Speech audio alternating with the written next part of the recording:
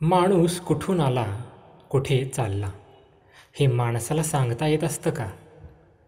त्याने फक्त प्रवासच करायचा असतो. तो चिरंतनाचा प्रवासी आहे फक्त. जगातील सगळी माणसं आपलीच असतात, पण आपण अधिक दिलासून जगण्यासाठी आपली नात्यांची माणसं तयार करतो, कुटुंब तयार करतो. तर माणसाने जिवंत असेपर्यंत कायम एकमेकांच्या संगतीत, दिवसरात्र एकमेकांच्या बरोबर कुटुंबात राहण्यात, जगण्यातच खरं सुख आहे.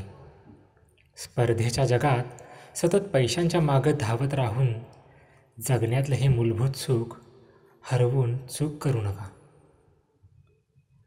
दैव परीक्षा पाहतं. एका परीक्षेत अपयश आलं म्हणून हातपाय गाळायचे की काय?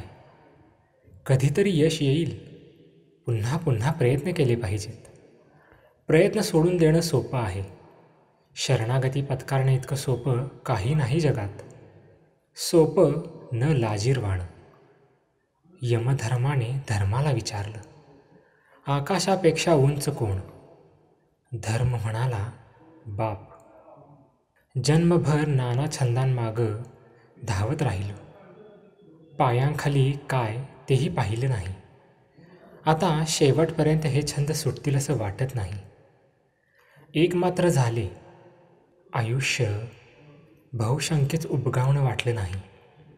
हा छंद, तो छंद, तो छंद असं स्वतःचं कौतुक पुरवीत राहिलं. जे घडते ते नशिबानं घडतं असं म्हणायचं, आणि ते सिद्ध करण्यासाठी जे घडेल त्याला नशीब म्हणायचं, यासारखा भोंगळपणा नाही.